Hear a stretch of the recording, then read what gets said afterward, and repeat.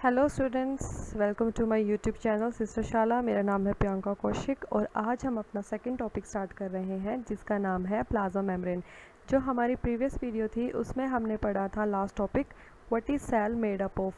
उसमें मैंने आपको एक पिक्चर के थ्रू बताया था कि जो सेल होती है it is formed of 3 parts. पहला प्लाज्मा मेम्ब्रेन, दूसरा न्यूक्लियस और थर्ड था हमारा साइटोप्लाज्म। तो आज हम अपने पहले पार्ट से स्टार्ट करते हैं जिसका नाम है plasma membrane.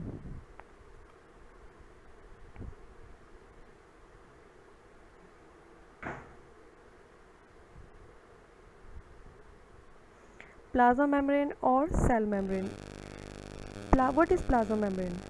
Plasma membrane is the outermost covering of the cell that separate its contents from the external environment. ठीक है, जो प्लाज्मा मेम्ब्रेन होती है इट इज़ सिलेक्टिवली परमिएबल, मतलब it allows only entry of certain substance. जो हमारी plasma membrane होती है ये कुछ ही सब्सटेंस की एंट्री को अलाउ करता है, हर एक को नहीं। इसकी जो थिकनेस होती है वो अप्रोक्सीमेट होती है 6 to 8 नैनोमीटर।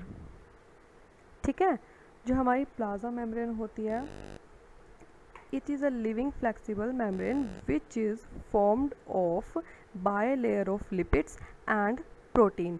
जैसे कि आप देख सकते हैं, ये रहा, ये हो गई हमारी बाय लेयर ऑफ लिपिड्स और ये हमारे हो गए प्रोटीन्स। ठीक है, तो ये रहा हमारा सेल मेम्ब्रेन या फिर प्लाज्मा मेम्ब्रेन का स्ट्रक्चर। अब हमारा आता है इसके फंक्शंस। तो इसका जो पहला फंक्शन है वो है it provide shape to the cell. ठीक है, दूसरा हमारा आता है it act as mechanical barrier.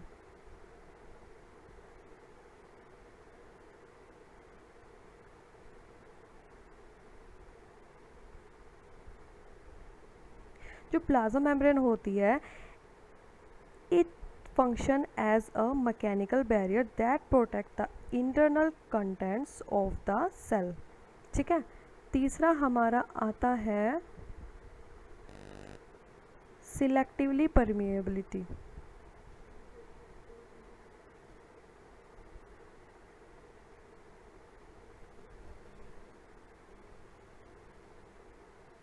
ठीक है, जो हमारा प्लाज्मा मेम्ब्रेन होता है it allows entry of certain components only. कुछ ही ऐसे कंपोनेंट होंगे, कुछ ही ऐसे जो होंगे मटेरियल होगा जो कि सेल के अंदर जाएगा या फिर सेल से बाहर जाएगा। ऐसा नहीं होगा कि कुछ भी अंदर आ रहा है कुछ भी बाहर जा रहा है। ठीक है, और हमारा नेक्स्ट इसका फंक्शन है स्पेशलाइजेशन।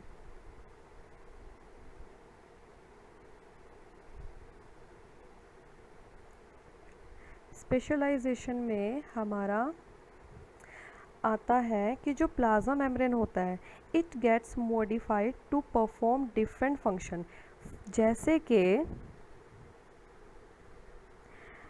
जैसे एग्जांपल हो गया हमारा एब्जॉर्प्शन इन माइक्रोविलाई। ये है हमारी माइक्रोविलाई और ये एब्जॉर्ब करेगा हमारा फूड। ठीक है, तो इसका ये भी एक फंक्शन है। अब हमारा आता है next topic transport across the membrane.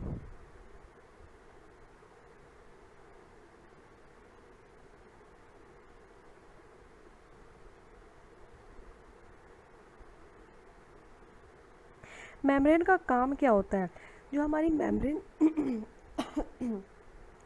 Membrane होती है it acts as a physical barrier between the organelles of a cell and cytoplasm and between the cell and its surrounding environment। तो जो मेम्ब्रेन होती है वो हमारी 4 टाइप्स की होती है। पहली है हमारी impermeable membrane,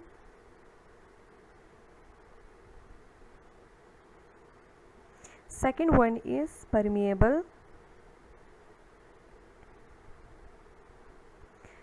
Third one is semi-permeable.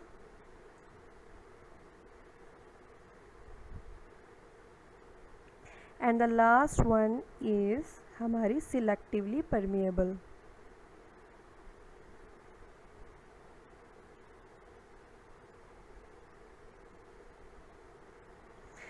जो हमारी फर्स्ट आती है इम्परमिएबल, इसमें क्या होता है कि जो सब्सटेंस होते हैं they could not pass through the membrane. जैसे ये जो हमारा बॉय है, it could not pass through the wall.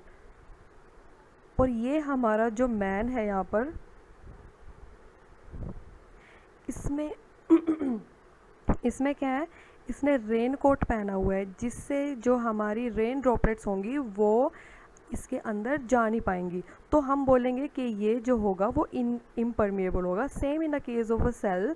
जैसे ये हमारी मेम्ब्रेन है, इसमें कोई भी सब्सटेंस ना अंदर जा पाएगा और ना अंदर से बाहर आ पाएगा.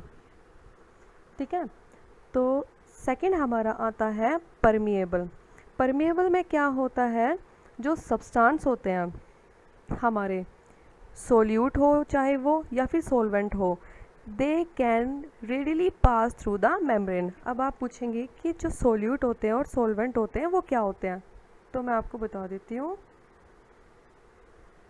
जो हमारा सॉल्यूशन होता है वो दो चीज़ों से मिलकर बनता है. एक तो होता है सोल्यूट, दूसरा होता है हमारा सोलवेंट. जो सोल्यूट होता है, इसको अगर मैं आसान भाषा में बताऊं तो जैसे ये हमारा एक बीकर है, इसमें पानी है,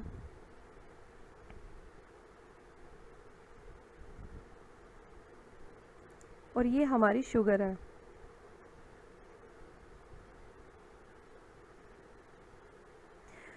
तो जो हमने बीकर में डाली है शुगर, इसे तो हम बोलेंगे सोल्यूट.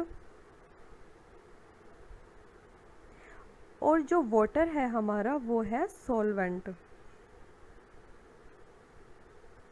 मतलब जिसको हम डालेंगे वो होगा सोल्यूट और जिसके अंदर डालेंगे वो होगा हमारा सोलवेंट.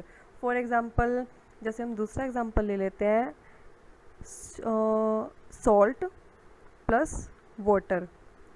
तो सॉल्ट क्या होगा, सॉल्ट वाटर के अंदर जाएगा. ठीक है. तो सॉल्ट क्या होगा हमारा सोल्यूट और वाटर क्या होगा हमारा सोलवेंट. तो जो हमारा परमिएबल जो होती है हमारी मेम्ब्रेन, उसमें क्या होता है, ये जैसे मेम्ब्रेन है हमारी, तो इसमें सोल्यूट या फिर सोलवेंट इजीली पास हो सकते हैं. मतलब कोई बैरियर नहीं है यहाँ पर. थर्ड हमारा आता है सेमी परमिएबल. सेमी परमिएबल में क्या होता है कि जो मेम्ब्रेन होती है, it is permeable to solvent but prevent the passage of solutes. मतलब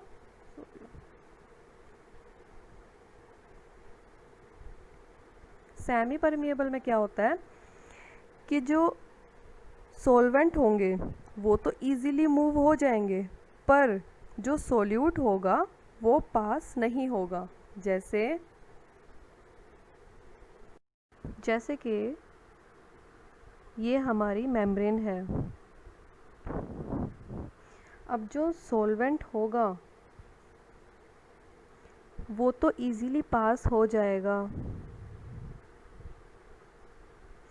बट जो हमारे सोल्यूट होंगे वो पास नहीं होंगे. ये सेमी परमिएबल का मतलब है.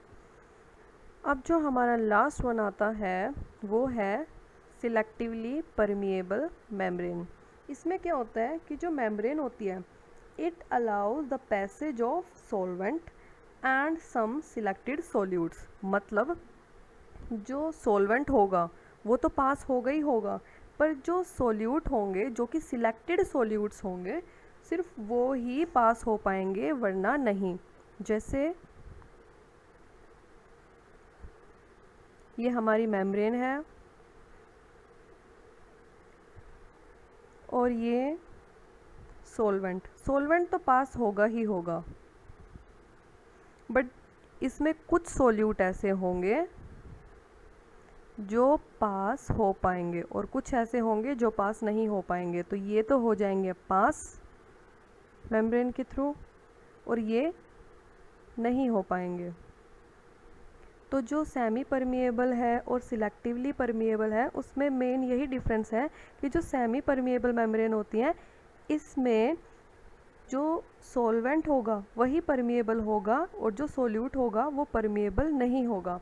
और सिलेक्टिवली परमिएबल में क्या होता है कि जो सॉल्वेंट हमारा होता है वो तो परमिएबल होता है और सोल्यूट भी होते हैं जो कि सिलेक्टेड सोल्यूट होते हैं। फिर इसके बाद हमारा नेक्स्ट टॉपिक आता है हमारे ट्रांसपोर्ट के मैकेनिज़्म, जिसमें हमारे दो मैकेनिज़्म आते हैं। पहला है हमारा पैसिव ट्रांसपोर्ट और दूसरा है active transport. Passive and active. जो हमारा पैसिव ट्रांसपोर्ट होता है इसमें क्या होता है, the passage of substance across the plasma membrane और we can say cell membrane without expenditure of energy. ठीक है, जैसे ये हमारी मेम्ब्रेन है तो इसमें से इजीली सब्सटेंस पास हो पाएंगे without the expenditure of energy, मतलब कोई एनर्जी नहीं लगेगी, दिस विल बी स्पॉन्टेनियस। और जो एक्टिव होता है वो इसके जस्ट अपोजिट होता है। इसमें क्या होता है कि जो पार्टिकल्स होंगे, जो हमारा सब्सटेंस होगा वो पास तो होगा बट जो एनर्जी होगी वो इसमें खर्च होगी। जैसे हम बोल देते हैं हमारी एटीपी। ठीक है, तो जो हमारा ये एक्टिव वाला मैं बाद में कराऊंगी, पहले हमारे जो पैसिव ट्रांसपोर्ट है इसके दो टाइप्स आते हैं जिसको हम बोलते हैं डिफ्यूजन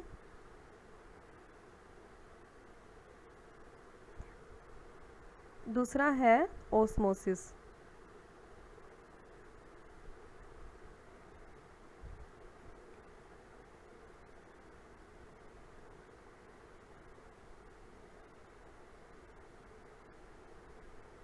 ये देखो, ये रहा हमारा डिफ्यूजन। इसमें जो पार्टिकल्स हैं वो इजीली अंदर जा पा रहे हैं, इसमें कोई एनर्जी नहीं लग रही है। अब जैसे देख रहे हैं ये जो ब्लू ब्लू हमारे पार्टिकल्स हैं, ये रहे, ये रहे, ये रहे, ये जो सारे ब्लू ब्लू पार्टिकल्स हैं वो इजीली अंदर आ पा रहे हैं, कोई एनर्जी इसमें खर्च नहीं हो रही है। ठीक है, तो अब हमारा आता है डिफ्यूजन। डिफ्यूजन क्या होता है, it is a process of movement of substance. जो सब्सटेंस होंगे वो हमारे सॉलिड भी हो सकते हैं, लिक्विड भी, या फिर गैशियस। जो ये सब्सटेंस होंगे they will move from the region of its high concentration to the region of its low concentration. For example, जैसे ये हमारी कोई परफ्यूम की बोतल है,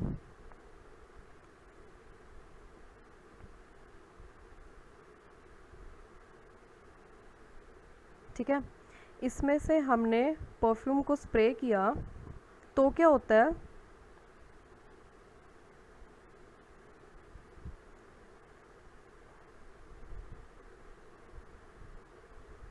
जो हमारे परफ्यूम के पार्टिकल्स होते हैं वो पूरे रूम में फैल जाते हैं। क्यों? क्योंकि जो इसके पार्टिकल्स में अरोमा था वो high concentration to low concentration में जाएगा। यहाँ पर जो थे पार्टिकल्स की कंसंट्रेशन ज़्यादा है तो वो ऑब्वियसली लो कंसंट्रेशन की तरफ जाएगा जब तक कि इक्विलिब्रियम स्टेट ना आ जाए, मतलब इक्वल ना हो जाए तब तक। ठीक है, दूसरा इसका एग्जाम्पल आता है कि जैसे ये हमारी बकेट है, इसमें पानी भरा हुआ है और हमने इसके अंदर KMnO4 यानी पोटेशियम परमैंगनेट के क्रिस्टल्स डाल दिए। यहाँ पर डाल दिए तो अब क्या होगा कि यहाँ पर इनकी कंसंट्रेशन ज़्यादा है तो ये लो कंसंट्रेशन की तरफ मूव करेंगे और फिर अल्टीमेटली जो हमारी बकेट थी वो बिल्कुल पर्पल कलर की हो जाएगी। ठीक है, जो हमारा ये KMNO4 होता है, ये एक डिसइंफेक्टेंट होता है। मतलब अगर किसी को पिंपल्स वगैरह हो, कोई स्किन प्रॉब्लम हो, तो वो थोड़ा सा पानी में डालकर नहा सकता है। मैंने भी एक बार ये ट्राई किया था, तो मुझे इसीलिए मालूम है। ठीक है, तो ये तो था हमारा डिफ्यूज़न। अब इसके इम्पोर्टेंस क्या होती है? सबसे पहले इसकी इम्पोर्टेंस होती है इंटरसेलुलर डिस्ट्रीब्यूशन। इसमें क्या होगा, जो डिफ्यूजन होगा, diffusion helps in spread of different substance throughout the cytoplasm of cell without much delay.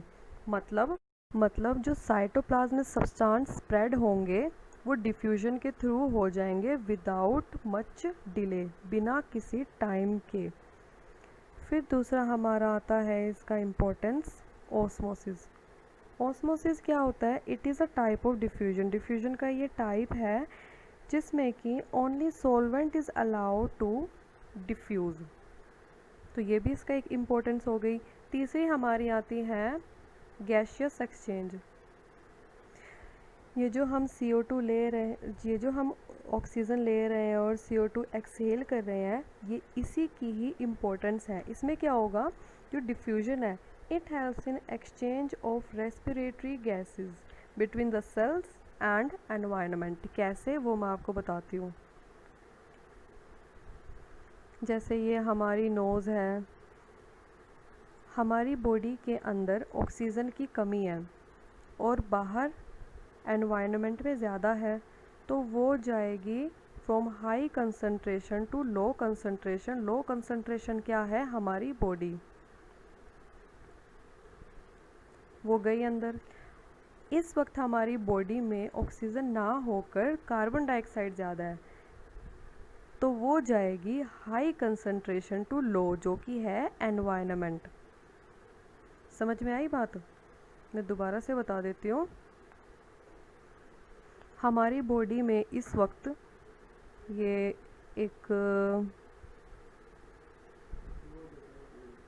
कोई आदमी है, इसकी नाक कुछ ज़्यादा ही लंबी बन गई है, कोई बात नहीं। इसकी बॉडी में अभी CO2 की कंसंट्रेशन ज़्यादा है। ठीक है, ये है ज़्यादा, और ऑक्सीजन की है कम कंसंट्रेशन। तो क्या होगा, ये जो CO2 होगी वो high concentration to low concentration में जाएगी, तो ये एक्सहेल करेगा CO2। कहाँ पर? एनवायरनमेंट में। ठीक है, एनवायरनमेंट में O2 की कंसंट्रेशन ज़्यादा है और बॉडी में कम है, तो जो ऑक्सीजन होगी वो high concentration to low concentration में जाएगी, मतलब बॉडी के अंदर।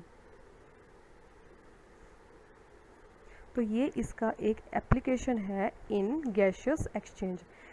फोर्थ हमारा आता है ट्रांसपिरेशन। इसमें क्या होता है कि जो वाटर वेपर लॉस होता है फ्रॉम द प्लांट्स, किसके थ्रू होता है? वो भी डिफ्यूजन के थ्रू ही होता है, सेम यही प्रोसेस है। ठीक है, फोर्थ हमारा आता है अरोमा। अरोमा क्या होता है? खुशबू। जब हम कोई परफ्यूम की बोतल खोलते हैं तो यहाँ पर उसकी कंसंट्रेशन पार्टिकल्स की ज़्यादा है और यहाँ कम है, तो ये यहाँ से यहाँ मूव करेगी from the high concentration to low concentration. अब जो हमारा इसका सेकंड पार्ट आता है उसका नाम है ऑस्मोसिस।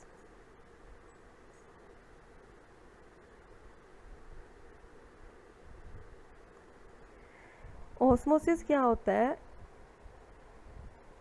Diffusion of water. मतलब इट कैन बी डिफाइंड, मतलब हम इसे बोल सकते हैं कि diffusion of water across semi permeable membrane from a region of high concentration to the region of low concentration। मतलब जो हमारा डिफ्यूजन और ऑस्मोसिस होते हैं उनमें मेनली एक डिफरेंस होता है कि ऑस्मोसिस में सिर्फ वाटर का या फिर लिक्विड का ही ट्रांसपोर्ट होता है, जबकि जो हमारा ये डिफ्यूजन था इसमें सॉलिड का भी होता है, लिक्विड का भी और गैस का भी। ये जो सॉलिड में होता है ना, इसका मैं अभी एग्जांपल दे देती हूँ। जैसे for example, if we write on a black board, हम ब्लैक बोर्ड पर कुछ भी लिख देते हैं, स्कूल में हम लिख देते थे, तो उसे हम कुछ टाइम के लिए छोड़ देते हैं, एंड लीव इट अनक्लीन्ड, उसे साफ नहीं करना, we will leave it uncleaned for a long time, let's say 1 year, ठीक है, हमने उसे 1 साल के लिए छोड़ दिया।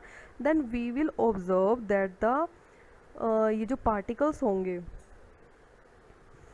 इसके चौक के, they will diffuse and it will be difficult to clean the black board. आप कभी ट्राई कीजिएगा, ठीक है। जो चौक के पार्टिकल्स होंगे वो डिफ्यूज़ कर जाएंगे किस में, ब्लैक बोर्ड में, ठीक है। तो हम अभी थे ऑस्मोसिस पर। ऑस्मोसिस और डिफ्यूजन में मेन डिफरेंस यही होता है कि इसमें वाटर मॉलिक्यूल्स या फिर लिक्विड का ही ट्रांसपोर्ट होता है, जबकि उसमें तीनों स्टेट्स का होता है।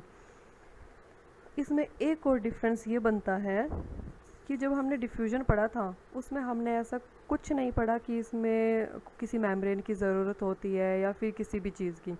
पर जो ऑस्मोसिस होता है उसमें हमें एक सेमी परमिएबल मेम्ब्रेन की ज़रूरत होती है, उसी के थ्रू हमारा ट्रांसपोर्ट होगा, ठीक है। फिर अब आते हैं हमारे डिफरेंस बिटवीन डिफ्यूजन और ऑस्मोसिस। आई होप आप इसमें डिफरेंस लिख पाएंगे। सबसे पहले तो आपको इसमें लिखनी है इसकी डेफिनेशन, और मेक श्योर कि जब आप किसी चीज़ में डिफरेंस लिख रहे हो तो वो एक टैबुलर फॉर्म में हो,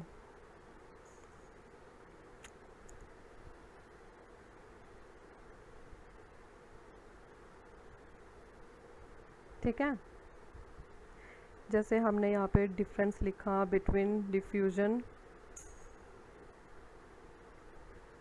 एंड ऑस्मोसिस। तो सबसे पहले आप इसमें लिखेंगे इसकी डेफिनेशन कि ये होता क्या है। दूसरा आप लिखेंगे इसमें मीडियम, कि इसमें मीडियम में आएगा कि ये it can take place in solid, liquid and gaseous state. और इसमें हम मीडियम में लिखेंगे it can take place only in liquid medium. फिर हमारा इसमें थर्ड पॉइंट बन जाता है कि किसी चीज़ कोई मेम्ब्रेन, ठीक है, इसमें it does not involve any semi permeable membrane, but जो ऑस्मोसिस होता है it requires a semi permeable membrane। तो ये आप लिख लीजिएगा। अब आते हैं हमारे टाइप्स ऑफ ऑस्मोसिस।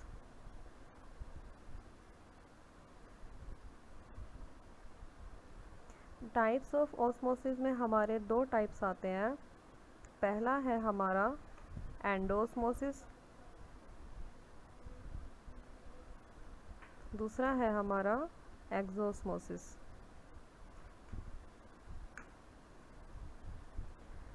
एंडो का मतलब होता है अंदर और एक्सो मतलब होता है बाहर। जब ऑस्मोसिस सेल के अंदर हो रहा होता है तो उसे हम बोलते हैं एंडोस्मोसिस, और जब बाहर हो रहा होता है तो उसे हम बोलते हैं एक्सोस्मोसिस। जैसे एक एग्जांपल के साथ हम समझेंगे। जैसे ये हमारे दो कंटेनर हैं, कंटेनर ए, कंटेनर बी।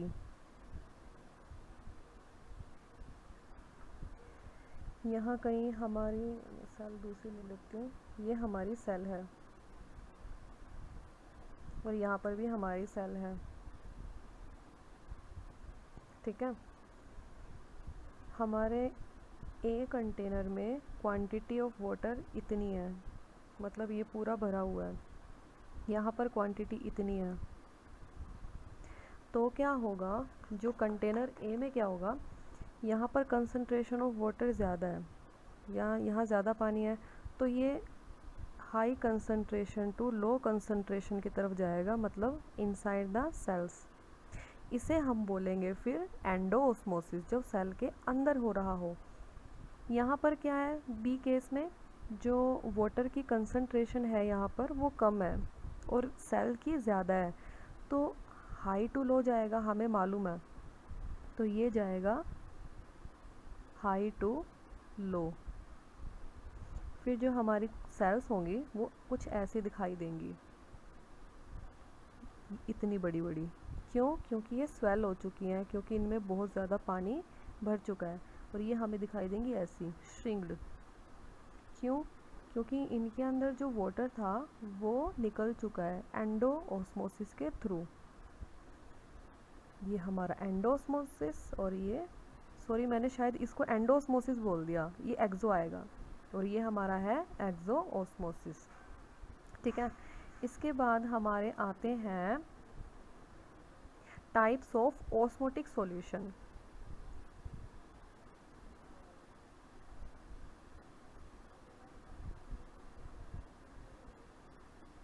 इसमें हमारे 3 टाइप्स आते हैं। पहला है हमारा हाइपोटोनिक, दूसरा हमारा आइसोटोनिक, और थर्ड हमारा आता है हाइपरटोनिक। ठीक है। जो हमारा ये आते हैं हम इन्हें पिक्चर के थ्रू समझेंगे। देखो जैसे कि पहले हम हाइपरटोनिक की बात कर लेते हैं। जो हमारा हाइपरटोनिक सॉल्यूशन होता है, इसमें क्या होता है कि जो हमारा सेल होता है, सेल में जो कंसंट्रेशन ऑफ वाटर है वो हमारी ज़्यादा होती है as compare to outside solution. तो उसमें उससे क्या होगा, जो हमारा वाटर होगा वो हाई टू लो जाएगा, मतलब सेल से बाहर की ओर जाएगा, आउटसाइड द सॉल्यूशन की ओर जाएगा। ठीक है। उससे क्या होगा, ये देखो जैसे आपको इसमें दिखा, मैं पेन चेंज कर लेती हूँ। जैसे आपको इसमें दिखाई दे रहा है, जो हमारा वाटर है वो बाहर की तरफ आ रहा है। ठीक है। इससे क्या हुआ, जो हमारा सेल था, जो हमारी आरबीसी थी, वो श्रिंक हो गई है। इसे हम बोलते हैं हाइपरटोनिक सॉल्यूशन, और इसी को हम बोलते हैं, इस प्रोसेस को हम बोलते हैं एक्सोस्मोसिस। ठीक है। हाइपोटोनिक में क्या होता है कि जो सेल में जो हमारी वाटर की कंसंट्रेशन होती है वो कम होती है as compare to outside solution. तो क्या होगा, आउटसाइड सॉल्यूशन में कंसंट्रेशन ज़्यादा है, सेल में कम है, तो सेल के अंदर वाटर फील हो जाएगा, और वो इतना फील हो जाएगा कि हमारी जो सेल है वो बर्स्ट कर जाएगी, वो इतना स्वेलअप हो जाएगा। ठीक है। इस प्रोसेस को, इस फिनोमिना को हम बोलते हैं, क्या बोलते हैं, एंडोस्मोसिस। आइसोटोनिक सॉल्यूशन क्या होता है, आइसो मतलब होता है सेम, मतलब जो हमारा सॉल्यूशन होगा इनसाइड द सेल, जो हमारा वाटर होगा इनसाइड द सेल और आउटसाइड द सेल, मतलब जो हमारा आउटर साइड सॉल्यूशन होगा उसमें वाटर की कंसंट्रेशन जो होगी वो सेम होगी, मतलब जितना वाटर हमारा बाहर जाएगा उतना ही हमारा अंदर आएगा।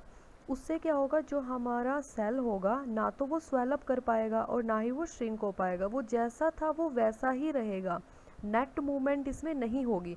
तो इसको हम बोलते हैं आइसोटोनिक, मतलब जो हमारा सेल था वो सेम रहेगा, जैसी उसकी ये है शेप साइज़ है वो ऐसी ही रहेगी। ठीक है। आई होप आपको ये हाइपरटोनिक सॉल्यूशन समझ आ गया होगा। देखो जो मेन चीज़ है वो समझने की है, बुक्स में डेफिनेशन होंगी आप रट भी लोगे, बट जो मेन है वो समझने की है। मैं आपको डेफिनेशन भी बोल देती पर आपको उससे समझ ना आता, पिक्चर के थ्रू मैं समझती हूँ कि ईज़िली समझ में आ सकता है। ठीक है। तो अब हमारा जो नेक्स्ट टॉपिक होगा, अब आता है हमारा एक्टिव ट्रांसपोर्ट।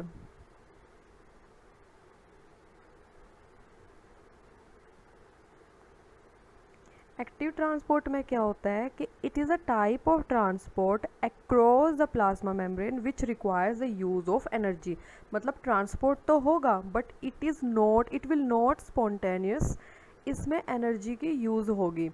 जो हमारा पैसिव ट्रांसपोर्ट था उसमें क्या था, जो हमारे मटेरियल्स थे वो हाई से लो की तरफ जा रहे थे, और ये कैसा रिएक्शन हम बोल सकते हैं, स्पॉन्टेनियस। स्पॉन्टेनियस मतलब जो अपने आप रिएक्शन हो, ठीक है।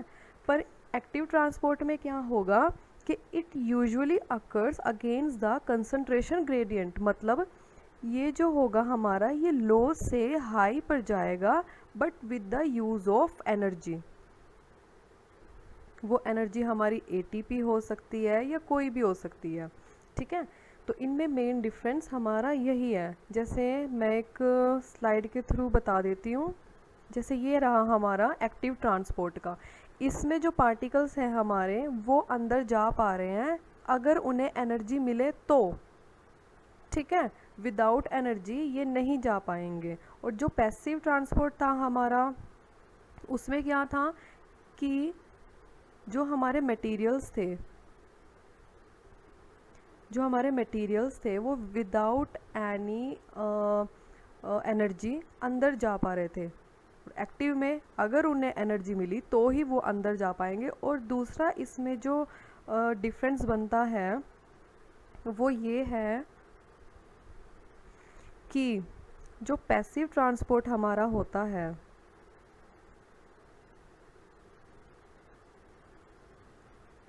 वो हमारा हमेशा high concentration to low concentration जाएगा, बट जो हमारा एक्टिव ट्रांसपोर्ट होता है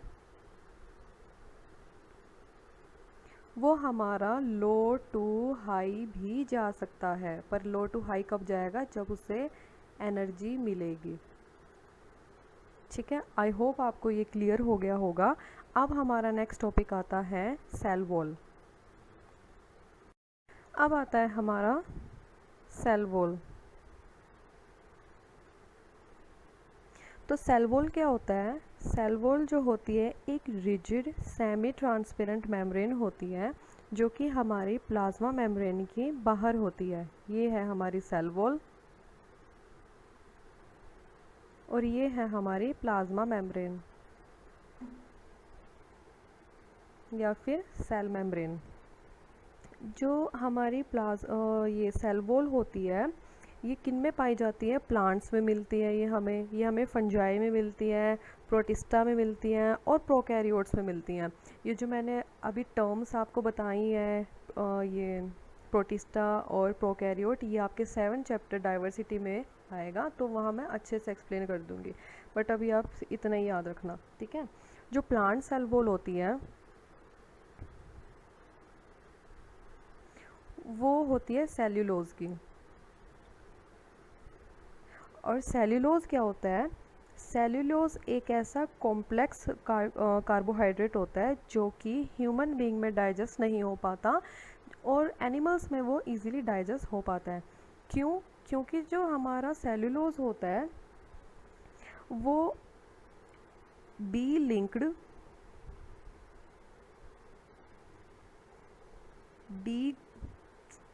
डी ग्लूकोज यूनिट से बना होता है। अभी आपको ये टर्म समझ नहीं आएगी, ये आपको हायर क्लासेस में अच्छे से समझ आएंगी, ठीक है। मैंने भी अपनी ग्रेजुएशन में ही पढ़ा है। हमें क्या होता है, हमें alpha linked D glucose unit ही डाइजेस्ट हो पाता है। इसीलिए जो हमारी ग्रीन वेजिटेबल्स होती हैं, लीफी वेजिटेबल्स ग्रीन, उनको हम कुकड फॉर्म में लेते हैं ताकि वो हमें एब्जॉर्ब हो सके। अगर हम उसे वैसे खाएंगे तो हमारे में अब वो डाइजेस्ट नहीं हो पाएगा, ठीक है। जो सेल्यूलोज होता है हमारा, वो मैंने अभी आपको बताया, जो प्लांट सेल है उसमें सेल वॉल प्लांट सेल में सेल्यूलोज का बना होता है और फंगस में काइटिन का बना होता है, ठीक है। ये बात आप याद रखिएगा, बाकी आपकी एनसीईआरटी में नहीं है ये, ठीक है। और अब हमारा आता है difference between cell wall and plasma membrane. आप किसी चीज़ में डिफरेंस लिखते हैं तो आप अगर टेबुलर फॉर्म में लिखें तो वो सबसे बेस्ट रहता है, ठीक है। इसमें इजीली हम लोग डिफरेंशिएट कर पा रहे हैं। तो सबसे पहले हम इसमें देखेंगे कि अकरेंस, ये हमें मिलती है प्लांट सेल में और ये प्लाज्मा मेम्ब्रेन हमें मिलती है बोथ प्लांट सेल और एनिमल सेल में। दूसरा आता है इसकी पोजीशन, पोजीशन होता है ये आउटसाइड द सेल होता है। मैंने आपको बताया ना, पहले प्लाज्मा मेम्ब्रेन आएगी, उसके बाद सेल वॉल आएगी हमारी, ठीक है। और जो प्लाज्मा मेम्ब्रेन हमारी होती है, ये एनिमल सेल के it lies on the outside of animal cell and inner to wall of plant cell. अब इसका क्या मतलब हुआ, ये हमारी एनिमल सेल है और ये हमारी प्लांट सेल है। जो प्लाज्मा मेम्ब्रेन होगी वो एनिमल सेल के तो बाहर होगी, पर प्लांट सेल के सेल वॉल के अंदर होगी। ये हमारी सेल वॉल है, सेल वॉल, और ये हमारी है प्लाज्मा मेम्ब्रेन, ठीक है। तीसरा हमारा पॉइंट आता है थिकनेस का। जो सेल वॉल की थिकनेस होती है वो थिक होती है as compare to plasma membrane, क्योंकि जो प्लाज्मा मेम्ब्रेन होता है वो थिक नहीं होता बल्कि थिन होता है। फिर आता है रिजिडिटी। जो हमारी सेल वॉल होती है वो रिजिड होती है, जबकि जो प्लाज्मा मेम्ब्रेन होती है हमारी वो फ्लेक्सिबल होती है। फिफ्थ पॉइंट हमारा आता है परमिएबिलिटी का। सेल वॉल जो होती है वो परमिएबल होती है, ठीक है। और जो हमारी प्लाज्मा मेम्ब्रेन होती है इट इज़ सिलेक्टिवली परमिएबल। पढ़ा था ना आपने सेल मेम्ब्रेन में। फिर सिक्स पॉइंट हमारा आता है कंस्टिट्यूशन। जो हमारी सेल वॉल होती है वो सेल्यूलोज से भी बनी हो सकती है, हेमी सेल्यूलोज से भी, पैक्टिन, काइटिन, किसी भी चीज़ से, या फिर कोई भी हमारा केमिकल कंपोनेंट हो उससे। और जो हमारी प्लाज्मा मेम्ब्रेन होती है वो हमारी, मैंने आपको बताया था पिक्चर के थ्रू, मैंने आपको बताया था कि वो हमारी बाय लेयर ऑफ लिपिड और प्रोटीन से मिलकर बनी होती है। फिर इसका फंक्शन क्या होता है, फंक्शन इसका ये होता है, इसका जो मेजर फंक्शन होता है वो क्या होता है, it provide protection to the cell. और इसका फंक्शन क्या होता है सेल मेम्ब्रेन का, ये जो हमारे पार्टिकल्स होते हैं इनके पैसेज को कंट्रोल करता है। मेजर फंक्शन क्या होता है इसका, to hold cellular contents and control the passage of materials into and out of the cell. ये जो हमारा पॉइंट था ये बहुत इजी था, आई होप आपको समझ आ गया होगा। तो अब हमारा नेक्स्ट टॉपिक आता है फंक्शंस ऑफ सेल वॉल।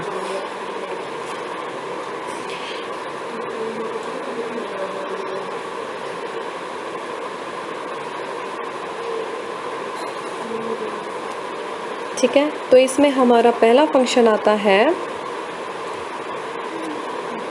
सबसे पहला फंक्शन इसमें क्या होगा आप बताओ, खुद सोचो आप।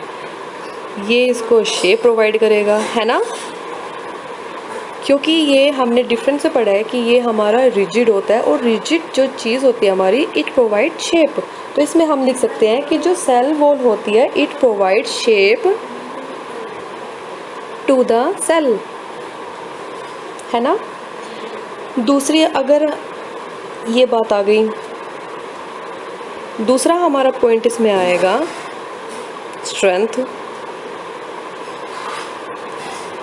कि भाई हाँ इट प्रोवाइड स्ट्रेंथ ऑल्सो। क्यों, क्योंकि ये थिक होता है और रिजिड होता है, तो हम लिख सकते हैं it provide mechanical strength.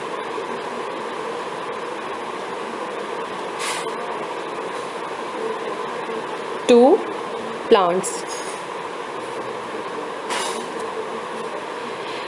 Third point हमारा इसमें बनेगा प्रोटेक्शन। कैसे, इसका जो काम होता है it protect the cell against pathogen and हम बोल सकते हैं मैकेनिकल इंजरी।